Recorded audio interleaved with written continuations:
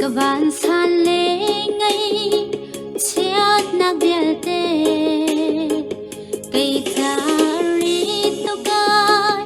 e kaswal thur na Jisu longa ka do tu asi boy Jisu sinna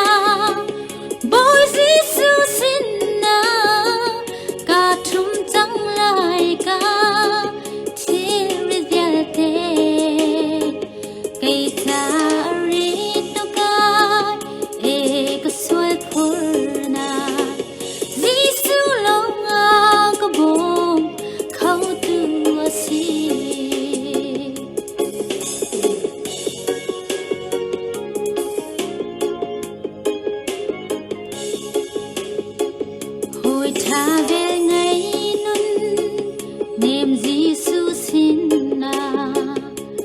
Boy nak vial te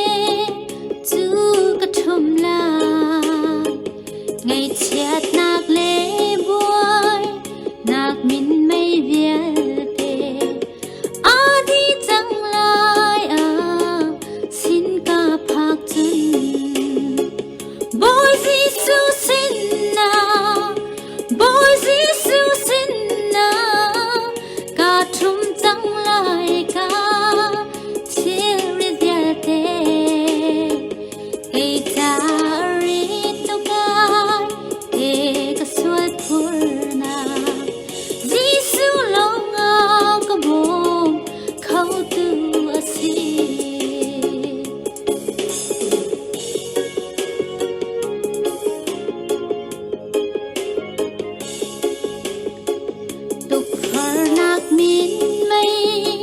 Lạc dòng in